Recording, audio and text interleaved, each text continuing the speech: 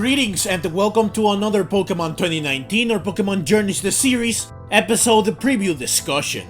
This time I am talking about the preview for episode 133, so let's get to it. In episode 133, Project MEW will finally begin, and the episode will focus entirely on this, meaning that we will indeed get to see Project MEW on screen and in detail. It will not happen off screen and it will not be rushed. This is of course good news. So let's break down the preview for episode 133. The preview begins with Quillon, Gary, Go, Horace, and Danika, who are all standing next to the Project MEW laboratory. They are currently in Faraway Island, which is the only place in the games where you can physically find Mew. It was confirmed all the way back in episode 71 that this is the place where they would be searching for Mew, so no surprises here. Since the Project MEW laboratory doubles as a ship, it's clear that they traveled to Faraway Island on the lab. We even see them aboard the ship inbound to the island in episode 132. After arriving, they of course dismounted the lab in order to begin the search for Mew. This scene right here likely shows the moment right after they set foot on the island. I like that Gary, Go, and Horace are wearing the same uniform that Quillon has worn in most of his appearances. This is clearly the male Chaser uniform. Also, like with Danika and the Quillon, Gary, Go, and Horace have the color that represents them on the uniform. This makes each uniform suit the character wearing it, and it gives each uniform a unique touch. Both of these things are nice. Moving on, the preview then shows Danika, Go, Horace, Grookey, and Azumarill traversing a narrow path on the side of a cliff.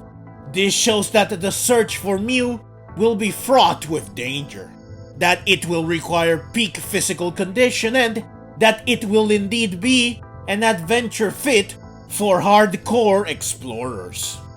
Next, the preview shows Quillon's Weavile fighting a Kabutops and an Aerodactyl.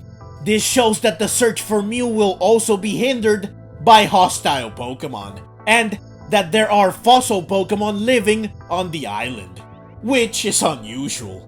But I guess that it makes sense that the island that houses such a mysterious Pokemon would be unnatural in more ways than one, and that it is the home of more than one mystery.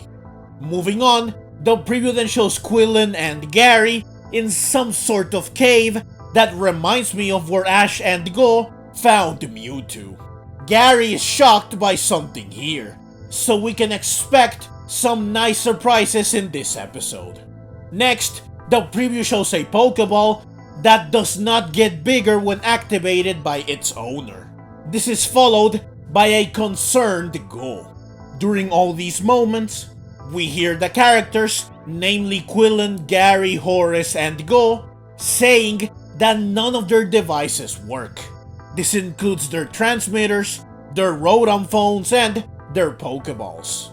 This of course means that they cannot contact Professor Amaranth in order to ask for assistance.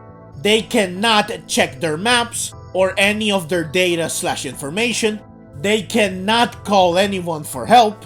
They cannot use their Pokemon, except for those that are already out and about. They cannot catch Pokemon, etc. So they are basically up a creek without a paddle. They will be left completely helpless, isolated, and without support. They will only be able to rely on their knowledge, their skill, their willpower, the tools they have on hand, and on the Pokemon they have available to them, namely Weavile, Azumarill, and Grookey. Now, it is not clear why the devices stop working, but I guess that maybe the island has some natural phenomenon or a Pokemon that can interfere with machines.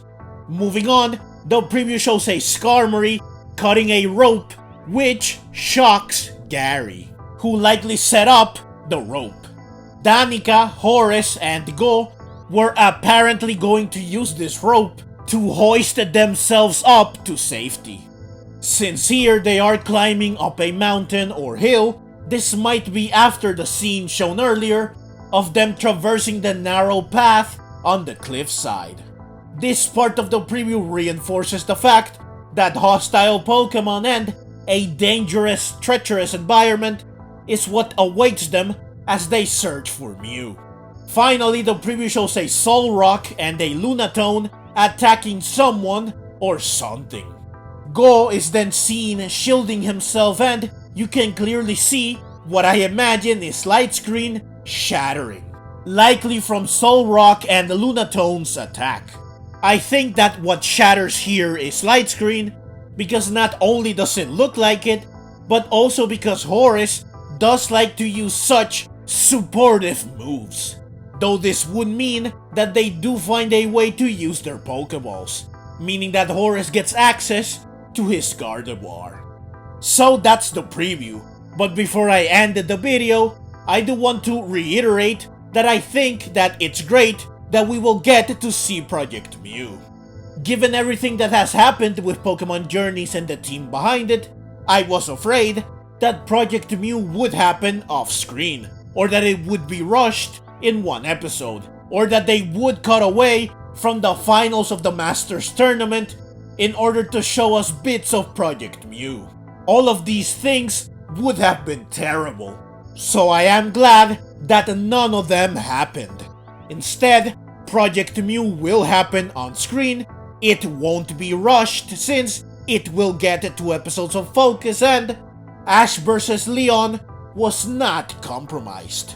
All in all, we got the best possible outcome given everything that has happened. But yeah, that's everything I have for you in this video. I am looking forward to episode 133, because judging by the preview, the episode will be very interesting and fun. So I am eager to watch it. Episode 133 will air on November 25. As usual, once the episode airs, I will post a review of it as soon as possible, both on YouTube and on Instagram, so please look forward to them. I do want to mention as well that the anime will take a 1-week break. This is of course understandable since Ash vs. Leon just ended. This break means that there won't be an episode on November 18, which is why episode 133 will air on November 25 instead. Now November 18 just so happens to be the release day for Pokemon Scarlet and Violet, which is very exciting, and it means that we won't be without Pokemon excitement that day. But that's the video. As always, leave your own thoughts down in the comments below. I hope you enjoyed the video. If you did and would like to see more like it, then please consider subscribing to my channel. I love Pokemon and I love making videos on both the anime and the games. Also, please consider clicking the links on screen so that you can check out more videos like this right away. Thank you very much for watching, and let's meet again in the next video.